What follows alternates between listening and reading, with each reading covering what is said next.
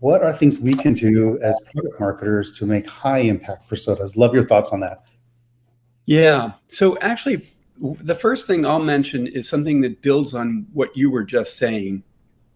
We just completed some research in which it became incredibly clear from all of the variety of folks with whom we were doing this research that if a company doesn't understand what kind of company they're selling to, if they're just selling to CFOs and they're not selling to mid-level CFOs at insurance companies, they're told me over and over again, they don't even pay attention.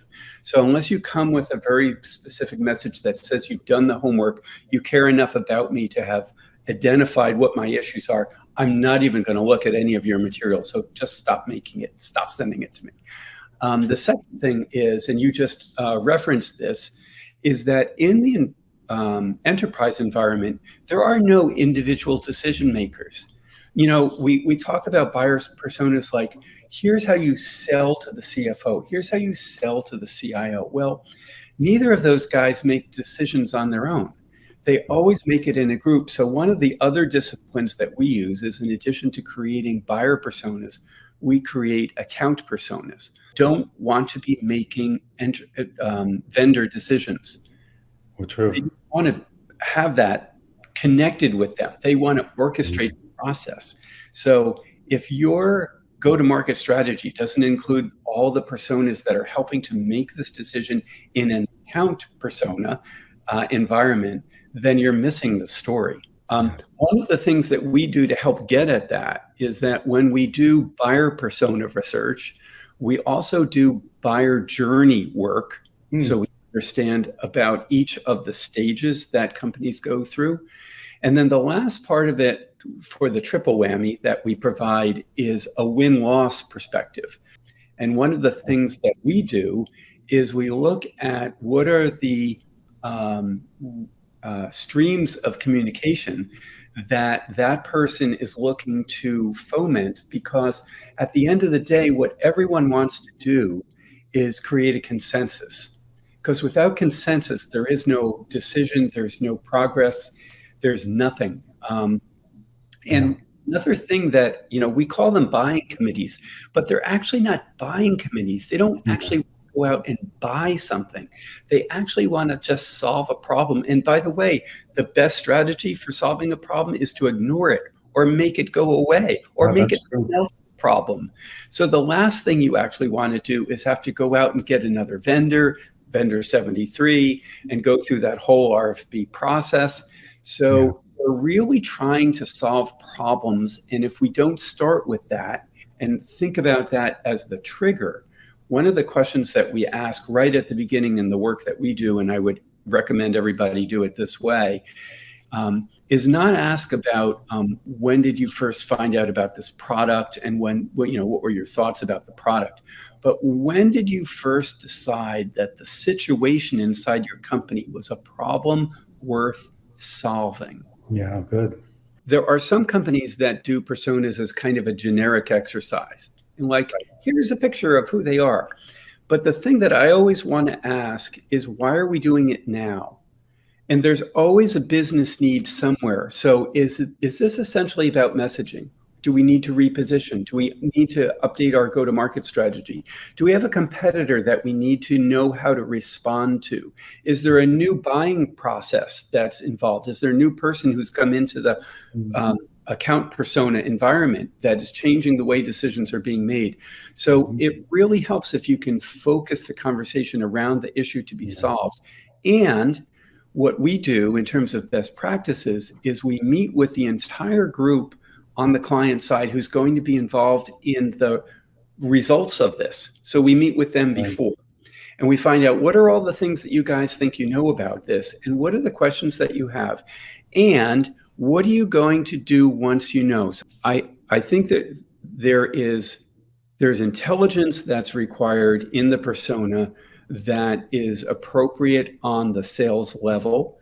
And then there's also packaging that's appropriate to turn a buyer persona, which is, kind of a marketing concept, into something where the sales team says, okay, that's in a form that's useful to us. And he and I have actually connected around bringing together the power of sales enablement, which is, what are the things that salespeople need to understand and be equipped with to be able to be successful in a very tough job, with buyer enablement. So how do we help buyers buy? A friend of mine wrote a book that says, selling is hard, buying is harder. And I would agree with that. When you're selling, you know what you want to do. Everything is lined up. When you're buying, you don't know what you don't know. That's why you're out exploring. That's why you're you're taking all these demos, talking to all these salespeople, because you have to make a decision about a responsibility that you don't know all the information about. So it's a vulnerable place. So the sales playbooks that we create are the only ones that have the power of understanding the best practices of how sellers sell, with insights about how buyers buy. The first one I want to tell you is one that's near and dear to the Silicon Valley heart, which was, we were working with a very well-known large security company, and not to beat on that particular industry, but the person we were talking to was the PMM for version 11 of this software.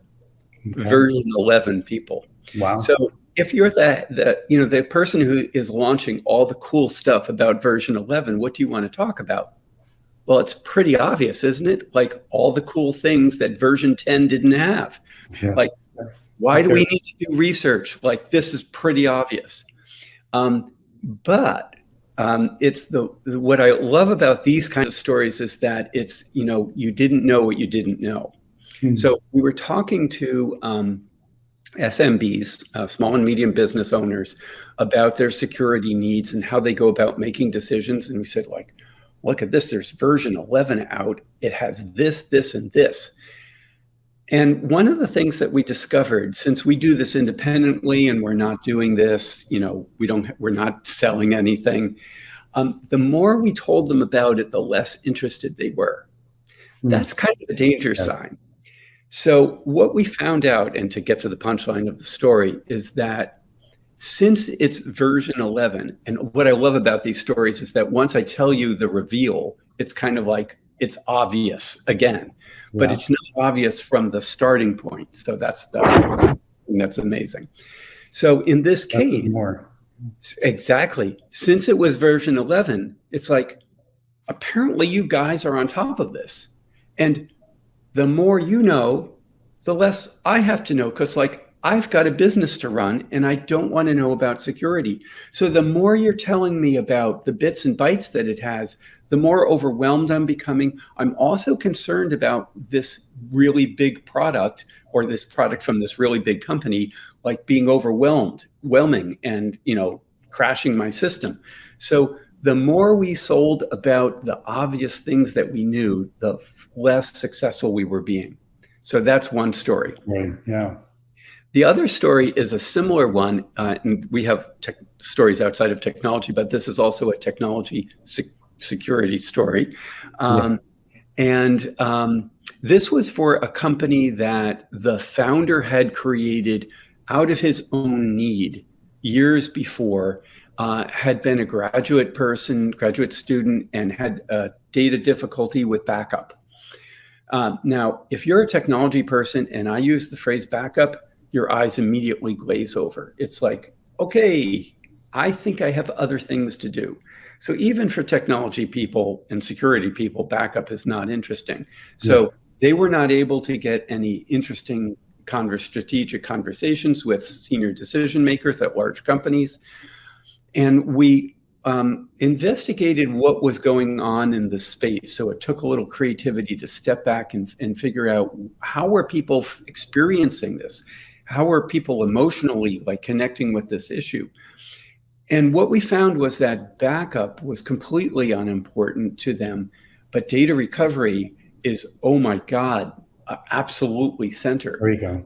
So to make a long story short, again, What we did was for this technology vendor who literally knew the names of the children of the people to whom he was selling and had been doing this for a quarter of a century. He knew everything about it. So again, another situation, and why I tell the story is like, why would we ever do research about this? Well, you don't know what you don't know. And you don't know it from the buyer's perspective, even though if you know their middle names and their kids' names. Yeah. And what this person found out, what this company found out, was that the value proposition that was interesting to people was the recovery of data, which led to their changing the way they talked about their company and changing the way they even priced what they offered, and totally turned the way the company went to market around. I know that it has. And I'll tell you two brief stories. There are 2 of 6 that we actually put together. I've always wanted to do this in a book on personas with punch. So if you need some encouragement, just go to the website, and there's a bunch of these stories.